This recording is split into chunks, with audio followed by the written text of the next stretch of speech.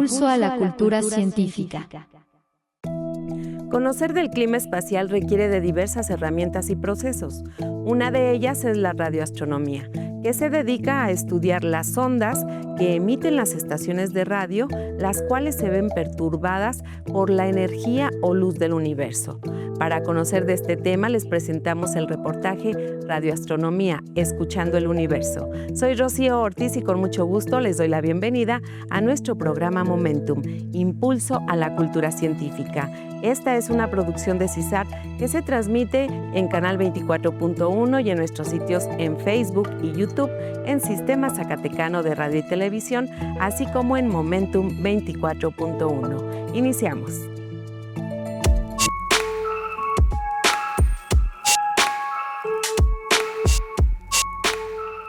La radioastronomía es escuchar lo que estamos viendo en el universo, lo que escuchamos nosotros, solo que en el universo en general estamos escuchando el ruido o el sonido que emiten las estrellas en ondas de radio. Y estas ondas de radio nos permiten conocer a grandes rasgos cómo evoluciona una estrella, el origen del universo, el origen de los elementos químicos y principalmente nosotros que estamos aquí, escuchar varios cuerpos celestes que están aquí cercanos a nuestro planeta.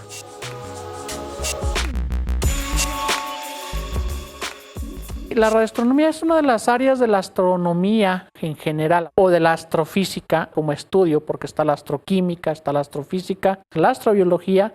La radioastronomía es una de las ciencias, una de las áreas de la ciencia de la astrofísica que nos permite escuchar o entender el universo.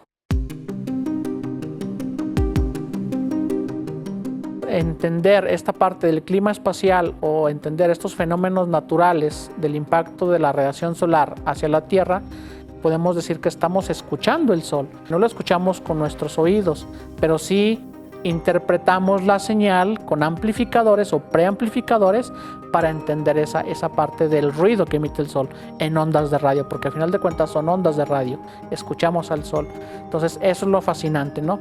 Interpretar esa parte de la señal y transformarlo a una imagen, posiblemente a una señal que nosotros interpretamos y ver qué está pasando en la interacción con la atmósfera terrestre o en lo que sucede en nuestro entorno.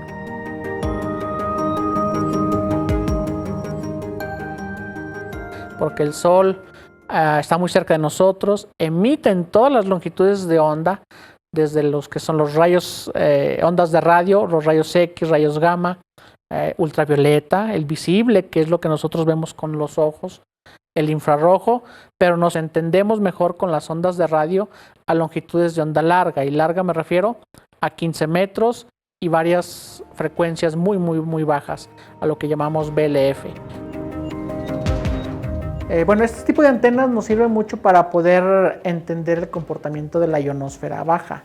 En la parte de comunicaciones, nosotros nos podemos comunicar en ondas de radio porque la ionosfera ayuda a guiar esas ondas, esa señal que emite una transmisora y nosotros poder detectarla, ya sea la receptora y en este caso con este tipo de antenas. Este tipo de antenas consta de alambre calibre 22, en este caso puede usarse 18 a 26 y pues si se fijan básicamente tiene una longitud de 1 metro, entonces estamos hablando de 1 metro cuadrado aproximadamente aquí nosotros de área efectiva. ¿Y por qué área efectiva? Porque cuando viene la señal, choca, nosotros la podemos detectar aquí. ¿Qué recibimos aquí? Pues recibimos la componente magnética de esa señal. La parte de la astronomía se usa el espectro electromagnético completo, ¿no? El espectro electromagnético se divide entre los rayos X, ultravioleta, el visible, ondas de radio, microondas. Pero las microondas y ondas de radio son lo mismo, solo que cambia la longitud de onda o el tamaño de la onda. Aquí estamos hablando de ondas muy grandes porque estamos hablando de frecuencias muy bajas. Si hablamos de 20 MHz, por ejemplo, son 15 metros de longitud de la onda. Entonces vemos una onda de 15 metros. Entonces así es como lo podemos, o nuestro celular, por ejemplo, que recibe ondas centimétricas de varios centímetros y así sucesivamente, ¿no? Nuestro ojo pues anda en el orden de nanómetros, entonces ese es el gran cambio, ¿no? Ya nanómetros pues ya estamos hablando muy pequeña la longitud de onda. Y aquí pues son varios kilómetros, ¿no? de esa longitud. Entonces aquí recibimos entre 8 y 40 kilohertz, entonces estamos hablando de ondas muy largas.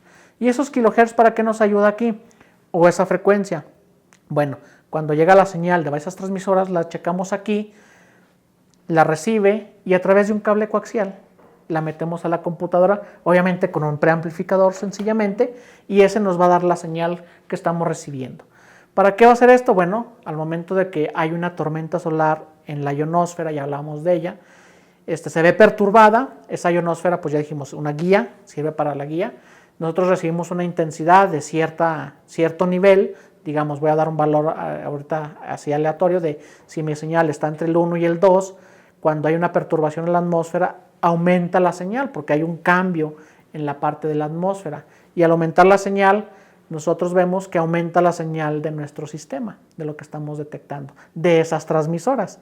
Y al momento de recibir esa señal, la codificamos, hay códigos atrás de esto, y obtenemos una perturbación o una señal de esa perturbación de la parte del Sol en la ionosfera baja de aquí de la Tierra.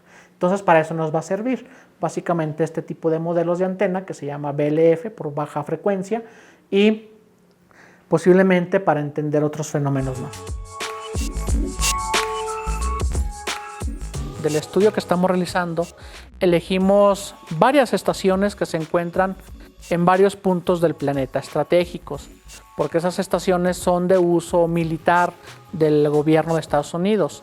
Nosotros lo que queremos es solamente detectar la señal de esa frecuencia que ellos están emitiendo, porque esa señal va hacia los submarinos, porque como es de baja frecuencia, puede comunicarse con los submarinos bajo el agua. 5 o 6 estaciones a nivel internacional de una señal, de esas transmisiones que ellos emiten, le llamamos nosotros corredores, porque es cómo va a ir la señal a través de la ionosfera en la región D para nosotros poder detectar. Algún cambio que nosotros pudiéramos detectar en la atmósfera, en la ionosfera principalmente, a 60, 120 kilómetros de altura sobre la superficie terrestre, nosotros lo tendríamos que observar ahí.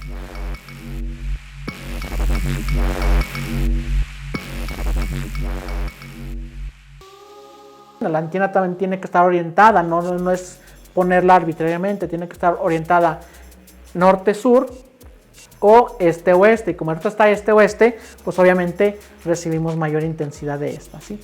Aquí cabe señalar algo importante, saber qué ruido es malo y qué ruido es bueno, porque este ruido que tenemos aquí, este pico grande, es del sistema, es de la antena, perdón, de la computadora del CPU, y eso pues lo vamos a descartar nosotros. Por sí solo ya sabe el equipo que el ruido diferente a ciertas frecuencias que nosotros manejamos, lo vamos a descartar. Y una vez que codificamos todo esto, aquí nos da la parte de la frecuencia, la intensidad de la señal, pues obtenemos una gráfica. Esta parte del conocimiento de la ionosfera, entendimiento de la ionosfera, que en pocas palabras es hablar del clima espacial, porque es todo lo que está en el entorno de la Tierra, de nuestro planeta, y que involucra a todo el espacio, a todo lo que es el sistema solar, porque no nada más viene la radiación solar durante la noche cuando no hay nada, pero siguen llegando partículas. El observatorio Hawk, que detecta partículas altamente energéticas, que ya son rayos cósmicos, entonces estos rayos cósmicos durante la noche también se ven ahí, pueden registrar, si hay un incremento importante, se registran ahí. A grandes rasgos, nosotros nos importa más lo que pasa en la ionosfera, cómo es afectado por agentes externos hacia la ionosfera. Y uno de los puntos importantes aquí de este tipo de estudios de antenas es que posiblemente nos ayuden, porque estamos colaborando con algunas instituciones, para entender qué pasa previo a un sismo y cómo poder detectarlos poco antes de que suceda.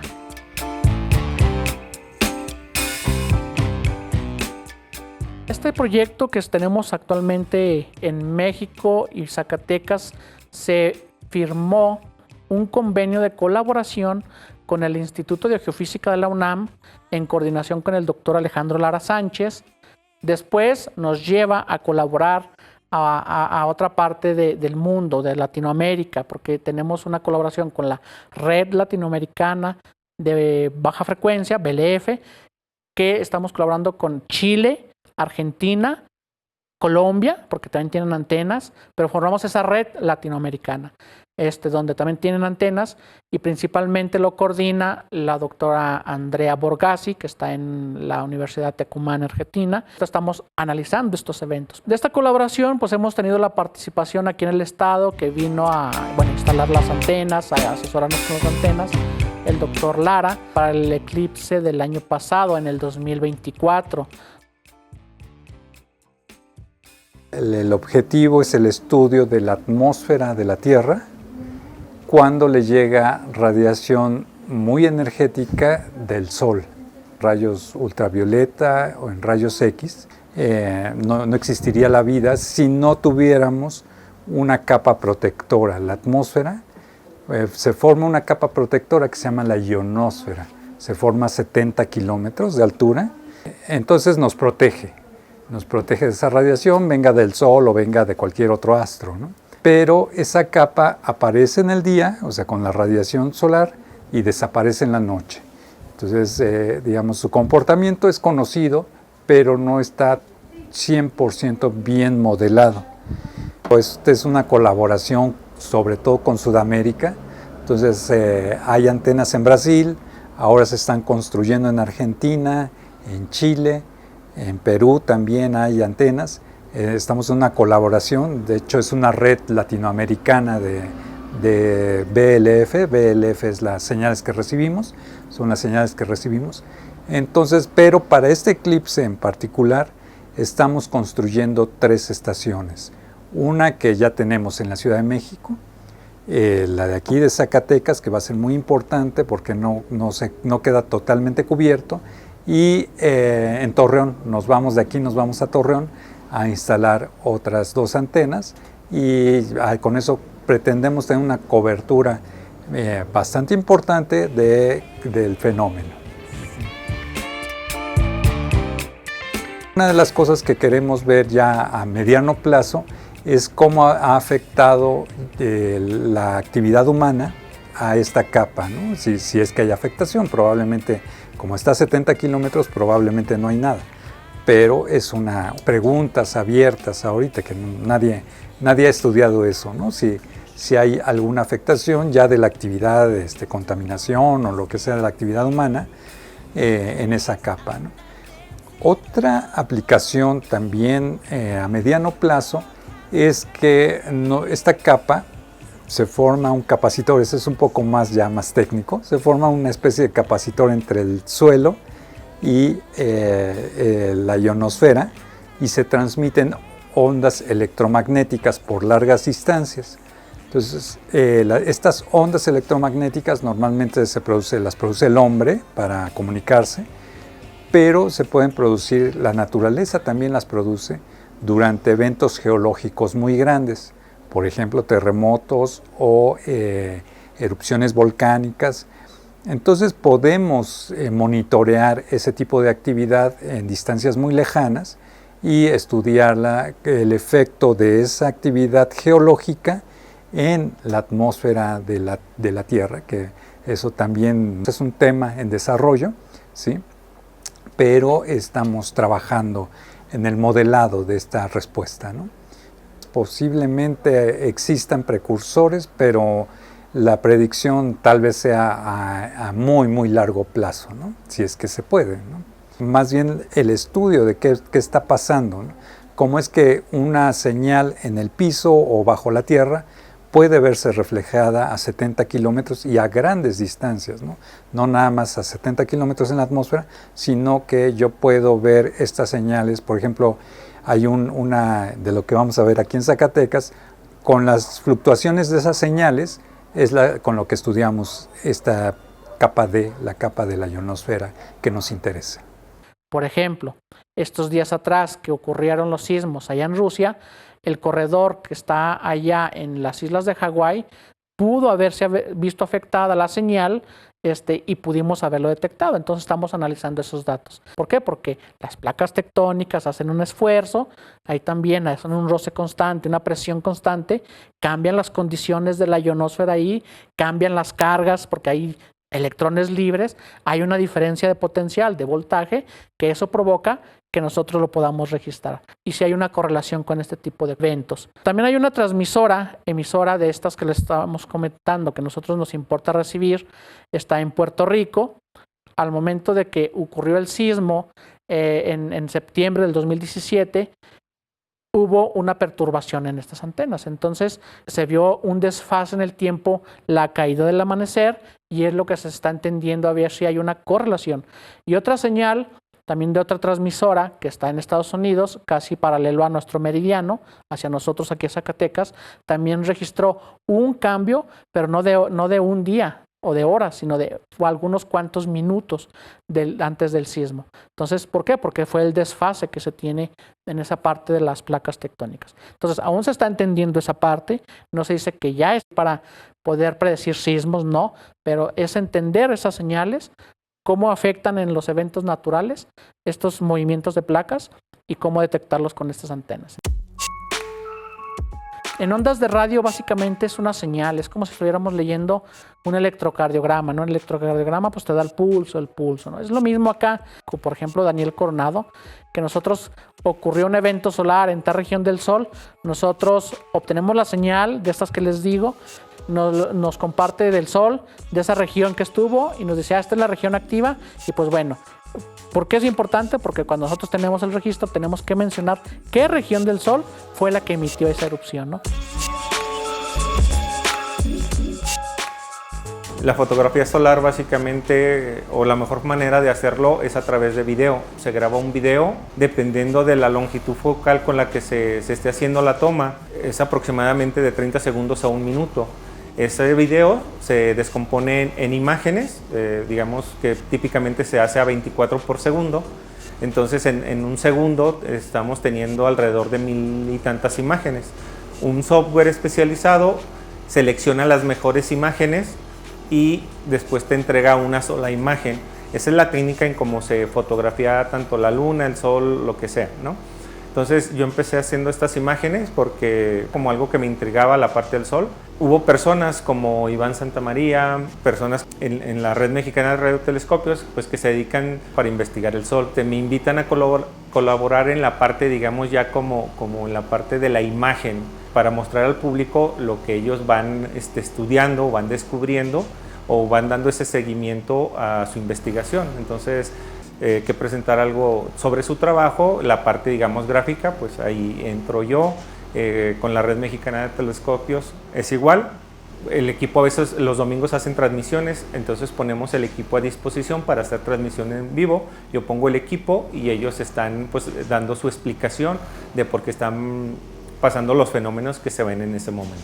Entonces me ha tocado pues fotografiar tanto manchas solares como llamaradas solares, eventos que bueno, por lógica no podemos observar a simple vista, pero que a través de un método adecuado como un telescopio solar y las cámaras pues podemos captar, y esto nos ayuda también como a predecir ciertos eventos, como lo fue el año pasado con las auroras boreales.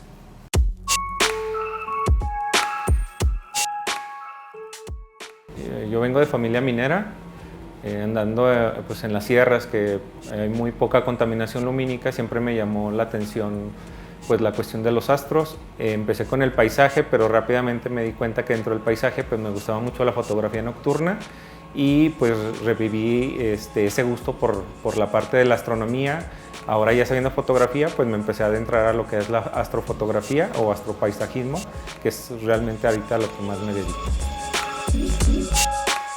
Primera, digamos, fotografía ya, digamos, astrofotografía como tal, fue una de la Vía Láctea. Pues siempre había visto yo fotografías de Vía Láctea y aunque las había intentado, pues no tenía realmente la noción de cómo se hacían.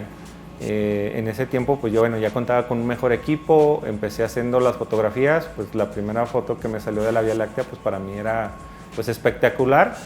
Pero pues sí, a medida que iba pasando el tiempo, pues me daba cuenta que había muchísimo todavía por ir puliendo, y de ahí me di cuenta que realmente, como en muchas profesiones, pues se ocupa equipo especializado. aparte del conocimiento. Entonces de ahí me fui involucrando más cada vez en esto de la astronomía. Esa primera fotografía fue en donde son originarios mis papás, allá rumbo a La Blanca, en una comunidad. Ahí porque bueno, ya sabía que pues, había que tener ciertas condiciones de luz, que no hubiera tanta contaminación lumínica, y pues al ser una comunidad alejada, pues sí cumplía con esos requisitos. Entonces me fui para allá un fin de semana que era día de luna nueva, para que no se interpusiera esa luz de la luna. Y aunque ya contaba con una cámara, digamos, intermedia, pues me di cuenta que aunque sí tenía un resultado que me agradaba, no se llegaba pues a lo que yo había visto. Y investigando, pues me di cuenta que ocupaba de mucho más, digamos, instrumentos para poder llegar a esos resultados. La luna también fue uno de los objetivos así como principales, pero en ese momento los lentes que yo tenía o el equipo que yo tenía, digamos que era más angular, más campo amplio, hasta que después empecé a comprar o hacerme de equipo más especializado para poder llegar a ciertos objetos que en su momento no podía. Pero digamos que la mejor manera de hacer la fotografía tanto lunar, planetaria, solar o de ciertos objetos de espacio profundo, pues es a través de un telescopio. Entonces mi siguiente paso fue hacerme de un telescopio, y investigando un poquito pues también ocupaba lo que era un motor de seguimiento para compensar la rotación terrestre. Entonces fue hacerme de ese equipo de montura ecuatorial, el telescopio, y al principio era adaptarle mi cámara al telescopio para poder tener el aumento necesario y después, seguido de un procesamiento de imágenes, poder capturar, digamos, toda la luz y plasmarla en una sola fotografía. Pues ya a medida que me fui involucrando más en la fotografía astronómica, pues ya le seguí por espacio profundo, fotografía lunar, planetaria, solar. Esto lo que me abrió fue pues empezar a conocer gente de diferentes estados. Aquí en mi estado me acerqué a la Sociedad Astronómica, que era como pues mi sueño de pertenecer a la sociedad. Y bueno, lo que fue Iván, pues fue de hecho la primera persona que contacto, Iván Santa María, y él fue el que me apoya para entrar a la Sociedad Astronómica. Con ellos pues he colaborado en la Noche de las Estrellas y cualquier otro tipo de eventos que tienen de divulgación. Gracias a mis imágenes, pues me ha permitido contactarme con gentes del medio astronómico que no, pues digamos que yo no tenía acceso, como es a través de la Red Mexicana de Telescopios, donde pues me invitan a ser parte por el equipo que yo tenía para el apoyo de sus observaciones. Así que cualquier cámara la podemos adaptar a un telescopio, es simplemente conseguir el adaptador adecuado, que es un adaptador que se le llama tipo nariz, tanto de video como fotográficas, inclusive pues le echo las cámaras analógicas. De ahí pues me fui adentrando cada vez más. Pues el trabajo que yo hago pues ha servido para poder, digamos, darle la imagen a las investigaciones que tienen varios alumnos que están estudiando astronomía, astrofísica. Gracias a estas imágenes he podido llegar a lugares donde se ha podido compartir mi trabajo, como ha sido una división de la NASA que se dedica a la divulgación, que tienen una página que se llama APOD, que es la Astronomic Picture of the Day. Entonces, mis imágenes han sido seleccionadas en varias ocasiones como esa imagen astronómica del día. Y pues no es que sea un premio como tal, pero sí es un reconocimiento a nivel fotográfico, ya que diariamente se envían alrededor de 10,000, 15,000 fotografías y pues solamente se selecciona una sola fotografía. Entonces, pues sí, es como un logro muy destacado para nosotros. Es importante vincular todo lo que pasa en la parte de la astronomía y relacionarlo con las ciencias espaciales, principalmente la Agencia Espacial Mexicana, porque es entender, comprender y producir nuevos conocimientos en esta parte. Esta colaboración que ahora tenemos con CREDES, la Sociedad Astronómica, un servidor. ¿Por qué entender el clima espacial? Porque el clima espacial engloba no nada más el espacio, sino entender qué pasa si el Sol emite una erupción, cómo afecta en la Tierra. Entonces por eso se llaman ciencias espaciales. ¿Qué hay que hacer? Pues bueno, seguir investigando, seguir colaborando para quien guste. Poner antenas en sus escuelas es algo que se puede reproducir, no solamente es único para instituciones, puede estar en una escuela, una primaria, secundaria, bachillerato, en cualquier parte. La idea es tener una red grande para poder tener mejor precisión en lo que se quiera, ¿no?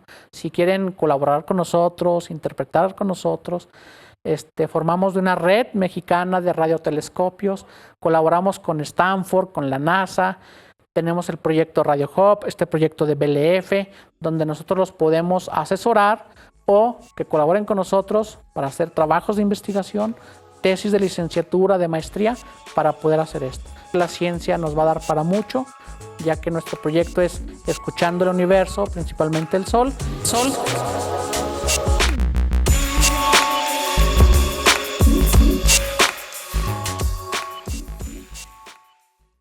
Gracias por acompañarnos. Los esperamos nuevamente el próximo lunes a las 10 de la mañana y en nuestra retransmisión los miércoles a la 1 de la tarde. Recuerden contactarnos en nuestros sitios de Facebook y YouTube en Momentum 24.1 para hacernos llegar sus comentarios, sugerencias sobre temáticas que les interese que abordemos en este espacio destinado a la cultura científica. Soy Rocío Ortiz. Recordemos que la ciencia enriquece nuestras vidas.